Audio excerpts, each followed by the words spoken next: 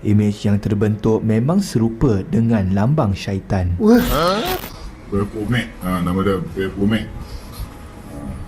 wow, Kita cantumkan dua-dua ni. wah asli guys. Indoriek. Assalamualaikum warahmatullahi wabarakatuh. Kembali lagi di Indoriek TV. Oke guys, hari ini kita mau lihat salah satu channel yang sudah lama aku nggak tengok guys ya. Jadi aku kangen juga dengan channel ini ya. Ini adalah channelnya Top 5 Malaysia. Nah ini dia channelnya ya. Dan aku ketemu satu video ini sebenarnya sudah lama ya, 3 bulan yang lalu ya. Judulnya 5 teori konspirasi Illuminati di Malaysia yang ramai tak sangka.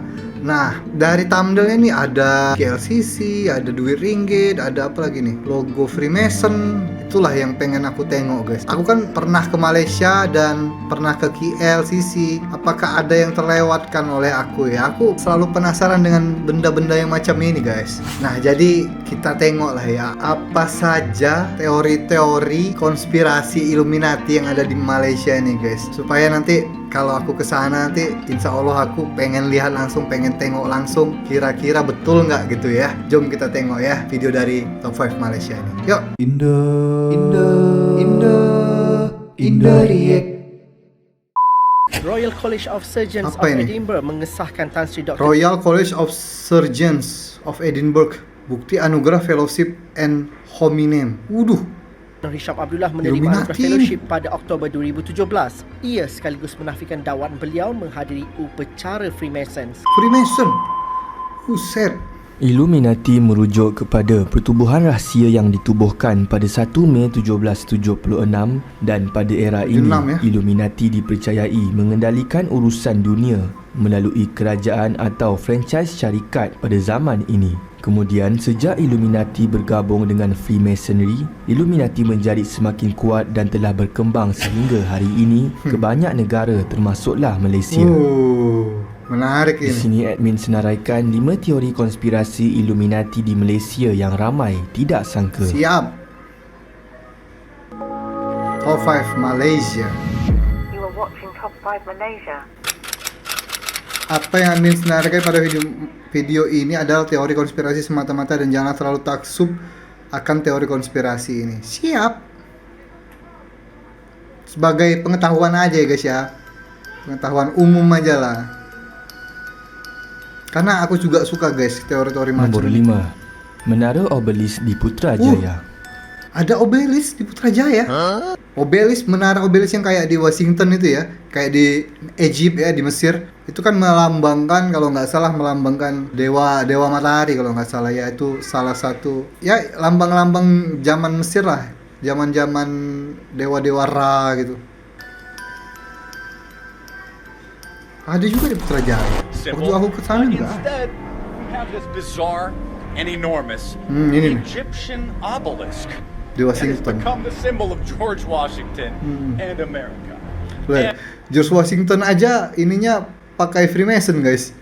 Bajunya ini George Washington, Freemason banget. And I have news for you that this Egyptian obelisk, this Washington monument, is really dedicated to the Illuminati, Tuh kan? to the secret establishment. This is a symbol of their power, of Symbol their power. dominance. Obelisk iaitu satu monumen yang berasaskan dari Sun Pillar Sun atau Pillar, dikenali kan? sebagai Cleopatra. Pilar Pillar. matahari guys. Nama obelisk Cleopatra berasal itu. dari Greek dan ia bermula daripada tamadun Mesir purba, iaitu semasa zaman Firaun yang dibina untuk melambangkan Tuhan matahari iaitu Ra. Ra. Mereka percaya Amun-Ra. Ra wujud bersama obelisk dan ia melambangkan penyembahan kepada setan dan dilaknat di dalam Islam. Ada yang berpendapat bahawa sebenarnya obelisk adalah tiang syaitan, di Tiang mana setan. setan-setan ini dipuja sebagai tanda kepada sistem Freemason. Oh. Tanda sebagai Terdapat banyak Freemason. tiang obelisk ini di seluruh dunia seperti di Paris, United Oh, Kingdom, banyak Amerika, Turki, Singapura dan Singapura. Wah, Indonesia juga. Indonesia. Monas ini obelisk ya. Mau komen apa ya? Dikatakan bahawa di Presin 2 Putrajaya terdapat binaan seperti obelisk ini, iaitu Monumen Alaf Baru yang merupakan monumen negara pertama dibina khas untuk wilayah Putrajaya. Oh, Dan di itu. bawah monumen ini telah ditanam kapsul masa oleh Tun Dr. Mahathir. Oh, Menurut petikan waktu aku lewat di Putrajaya itu nggak lewat situ kayaknya guys, nggak lewat yang mirip obelisk itu. daripada laman web Malaysia Travel Guide, ini merupakan versi Malaysia sendiri daripada monumen di Washington DC dan merupakan monumen nasional Oh, itu masjid itu ya? Putrajaya. Yang masjid itu monumen kemarin ya? milenium ini adalah obelisk dibuat daripada besi yang berdiri dengan ketinggian 68 meter. 68 Menurut meter. beberapa pendapat netizen, ada yang mengatakan bahawa obelisk yang berkaitan dengan Freemason adalah berbentuk piramid di puncaknya, Ya. sedangkan metal obelisk di Putrajaya adalah bulat. Namun Iya. ada juga yang berkata bahawa Kalau obelisk asli kan piramid atasnya guys, bentuknya bentuk piramid banget atasnya. bulat atau petak tidak menjadi persoalan, dan yang harus difikirkan adalah setiap yang dicipta pasti ada tujuannya. Betul. Membina obelisk memerlukan kos yang tinggi. Iya ini di masjid besi bukan guys? Iya masjid besi ya, sampingnya masjid besi itu ya ini ya. Memerlukan kos yang Atau tinggi. masjid Dan pink, guys. apakah manfaatnya obelisk ini dicipta di Putrajaya? Bentar guys ya, kayaknya aku pernah tengok itu yang di samping masjid besi atau masjid pink itu guys ya. Nggak jelas tadi di mana letaknya. Nomor Nombor 4. 4, Mata Dajjal PICC Wah. dan Mid Valley.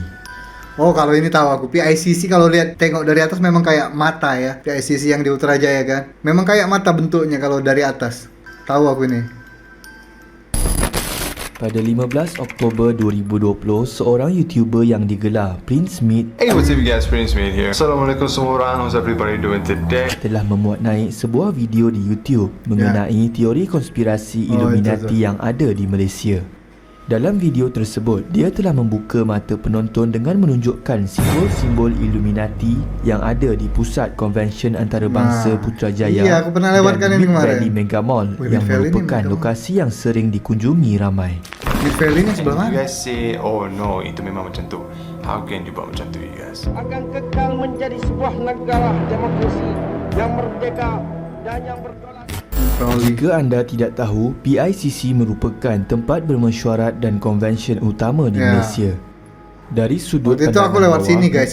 Kalau lihat dari depan sih nggak kelihatan bentuk matanya tuh ya. Malah mirip kayak UFO ya, pesawat UFO ya atasnya. Cuman kalau kita lihat dari atas dari drone gitu, memang bentuk mata banget ini ya. Mungkin ramai yang tidak Tapi sedar mungkin- tentang perkara ini. Namun jika dilihat dari sudut pandangan atas, Nah, itu. Mata banget itu, guys. Tuh. Kalau dari Google bangunan Map kelihatan PICC banget. dapat dilihat seakan-akan menyerupai Masonic Eye atau The Eye of Horus Eye of Horus. yang merupakan simbol kepada mata Tuhan Freemason. Iya. Simbol ini dikatakan Mata bermaksud satu, mata yang Dajjal Tuhan ni. sentiasa memerhati dan akan kekal selamanya. Namun, terdapat video di YouTube mengatakan reka bentuk ini sebenarnya adalah berdasarkan pending tradisional Melayu iaitu digunakan sebagai kepala tali pinggang yang dipakai sebagai aksesori. Namun, Mungkin itulah yang benar, guys. Mungkin tali pinggangnya betulan, guys. Karena mirip mata ya, dikait-kaitkanlah dengan Freemason lah. Freemason sama Eye of Horus ya. Cuman nggak terlalu mirip. Kalau memang binaannya mau dibikin kayak Eye of Horus, pasti ada samping-sampingnya tuh, guys. Yang samping-samping atasnya itu, yang kayak air matanya itu, yang melengkung. Pasti ada bangunan garis yang seperti itu. Cuman itu tadi nggak ada tuh. Lebih mirip kayak tali pinggang Melayu lah itu. ada yang mengatakan itu mungkin cara mereka untuk mengelirukan masyarakat. Iya. Seterusnya, jadi. Mid Valley Kalau Mid Mega Valley apa? Mall. You Mid guys Valley ni di know mana? Mid Valley Mega Mall yang kat KL tu kan? Mall Oh, ini di KL. terletak di pintu masuk Petaling Jaya dan Kuala Lumpur Oh. dan ia telah dibuka pada tahun 1999 dan sehingga kini Mid Valley sering menjadi antara tempat tumpuan ramai. Sama seperti di PICC, jika Okey. dilihat dari atas menggunakan Google Maps, kita dapat lihat bahawa kawasan Mid Valley itu seakan-akan menyerupai Oh, The Eye of iya. Horus Nah, ini baru ataupun mirip. diketahui sebagai Mata Dajjal. Wah. Mirip banget itu. Mid Valley. Gila, mirip banget ya guys ya. Kita tengok sekali lagi guys. Tuh. The Eye of Horus. Mirip banget guys ini. Wah. Bisa gitu ya, bisa dapat gitu dia. Mirip banget ini, serius. Eye of Horus ataupun diketahui sebagai Mata Dajjal. Oh, deket KTM itu ya guys ya. Oh, di sana. Aku pernah lewat juga situ guys. Nanti kita masuk lah ya. Mid Valley itu aku pengen tengok juga. Nomor 3, secara langsung. KLCC. Nah, KLCC ini. Apa ini di KLCC? Misteri apa ini? Menara berkembar Petronas yang lebih dikenali sebagai KLCC telah direka oleh seorang rakyat Argentina yang bernama Cesar Pelli. Cesar Bangunan Pelli. yang menjadi mercu tanda negara Malaysia itu telah mula dibina pada tahun 1992 dan siap pada tahun 1998. KLCC kemudiannya telah dibuka secara rasmi pada tahun 1999 ketika zaman pemerintahan Tun Dr. Mahathir. Menurut beberapa artikel, ada yang menyamakan reka bentuk bangunan KLCC seperti sebuah master scarpet milik Freemason. Oh. Selain itu, dikatakan bahawa kaki yang mendokong jambatan KLCC ini juga apa, menyerupai jarumnya logo Freemason. dan mempunyai bentuk yang runcing di bahagian bawah dan Jangkar dicantum Freemason. dengan satu bulatan di tengah. Ada yang mengatakan bahawa simbol Freemason dengan sengaja telah diletakkan di negara kita supaya kita membangga-banggakan keagungan menara tersebut. Namun ada juga berpendapat bahawa reka bentuk itu hanyalah kebetulan sahaja kebetulan. dan reka bentuk itu Gimana guys? Kalau menurut aku kebetulan aja, memang itu kan untuk menopang itu guys, menopang apa namanya? Jembatannya ini kan antara dua tower ini. Aku belum pernah ke sana guys, ke atas sana. Kemarin tuh aku nggak sempat ke atas sana. Cuma nanti insya Allah aku ke atas sana, aku lewati jembatannya itu. Cuma kalau dilihat bertujuan untuk dari mengukuhkan jauh sih, binaan iya, bangunan tersebut. Coba kita lihat, tengok lagi guys ya. Mana tadi ya? Nah ini kan ya. Kalau dihubung-hubungkan dengan ilmu cocokologi ya mungkin bisa jadi kan ya. Bisa jadi ini jangkarnya Freemason tuh. Tapi kalau menurut aku sih ini hanya untuk menopang ini biar nggak jatuh gitu kan. Biar lebih kuat menopang jembatannya ini, lorongnya ini.